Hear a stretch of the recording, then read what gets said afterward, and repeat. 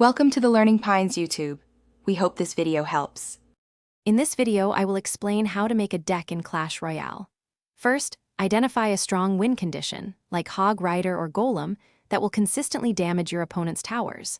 Then, select supporting cards that protect your win condition and counter common threats.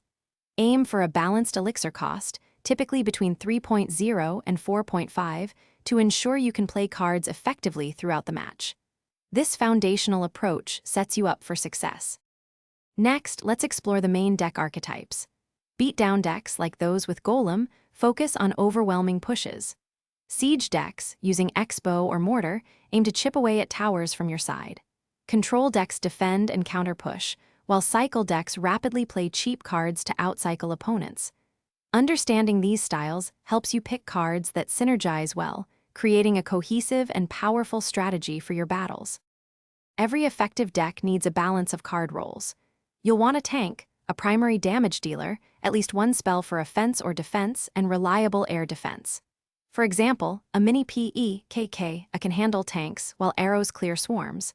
Focus on synergy. Cards should complement each other, covering weaknesses and enhancing strengths. A well-synergized deck feels smooth to play and offers solutions to most in-game situations.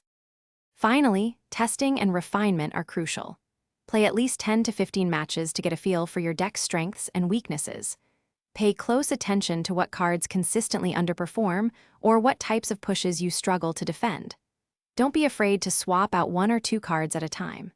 Small, incremental changes, rather than complete overhauls, often lead to the most significant improvements in your deck's overall effectiveness. Thanks for watching. Consider subscribing if we helped you.